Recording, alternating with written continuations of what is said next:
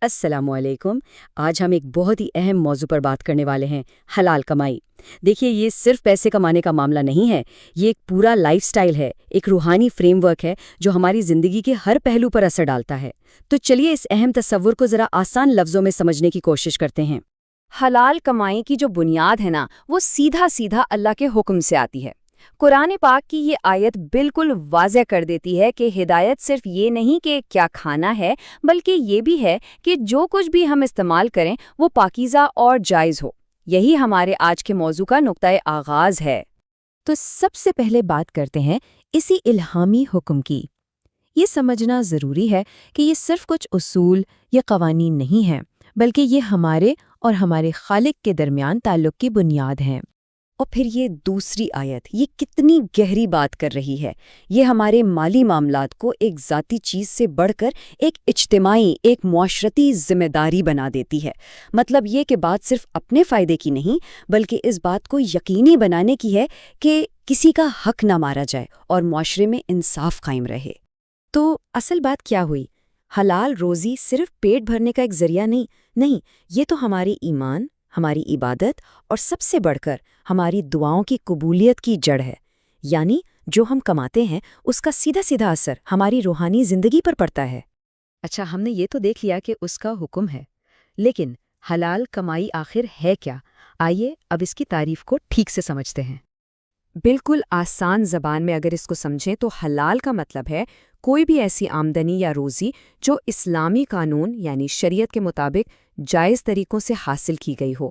اس میں اہم بات یہ ہے کہ ذریعہ اور طریقہ کار دونوں کا پاک ہونا لازمی ہے۔ تو اب آتے ہیں ان بنیادی اصولوں پر، وہ ستون جن پر حلال کمائی کی پوری عمارت کھڑی ہوتی ہے۔ وہ کون سی عملی چیزیں ہیں جو کسی بھی کمائی کو حلال بناتی ہیں؟ یہ اصول ہر دور کے لیے ہیں، چاہے کوئی بازار میں تجارت کر رہا ہو یا آج کل آن لائن بزنس۔ سب سے پہلی چیز دیانتداری اور سچائی، یعنی جو کہا جائے وہی بیچا جائے۔ پھر ہے ناپ تول میں انصاف، یعنی گاہک کو اس کا پورا حق دیا جائے۔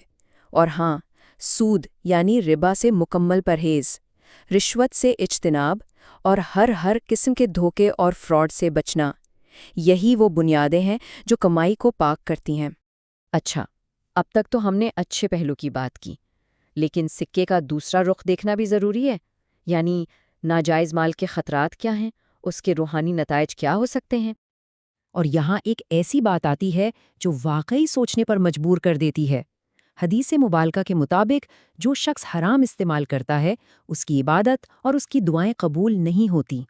سوچئے ذرا، یہ حرام آمدنی کی کتنی بڑی روحانی قیمت ہے۔ یہاں اس ٹیبل میں فرق بالکل صاف ہے، دن اور رات جیسا۔ ایک طرف حلال کمائی ہے جس میں برکت ہے، دل کا سکون ہے، اللہ کی رضا ہے اور دعاؤں کی قبولیت ہے، اور دوسری طرف ہے حرام کمائی۔ بظاہر شاید زیادہ لگے، لیکن حقیقت میں اس میں بے برکتی، بے چینی، اللہ کی ناراضگی اور آخرت کا نقصان چھپا ہوتا ہے۔ لیکن ہمیں صرف خطرات سے ڈرنا نہیں ہے، بلکہ اس انعام کو بھی سمجھنا ہے جو حلال راستے پر چلنے سے ملتا ہے۔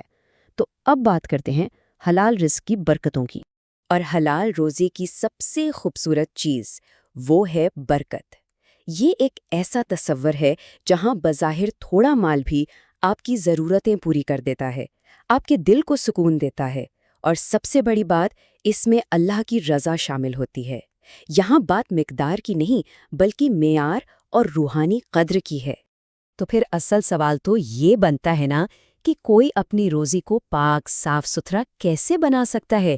یہ ایک ایسا سوال ہے جس پر ہم سب کو سوچنا چاہیے۔ اور اس کا جواب دراصل بہت سیدھا سا ہے۔ بس اس بات کو یقینی بنا کر کہ ہماری آمدنی کا ہر ذریعہ، چاہے وہ نوکری ہو، تجارت ہو یا کوئی بھی کام ہو، وہ اللہ کی دی ہوئی ہدایات کے عین مطابق ہو، اور یہ جانچ پڑتال کرنا ہم میں سے ہر ایک کی ذاتی ذمہ داری ہے۔ تو آخر میں اگر اس پوری گفتگو کا نچوڑ نکالا جائے تو وہ یہ ہے کہ حلال کمائی صرف دولت جمع کرنے کا نام نہیں ہے، یہ ایک بابرکت زندگی کی بنیاد ہے۔ یہ وہ فاؤنڈیشن ہے جس پر ایک پرسکون دنیا اور ایک کامیاب آخرت کی عمارت کھڑی ہوتی ہے۔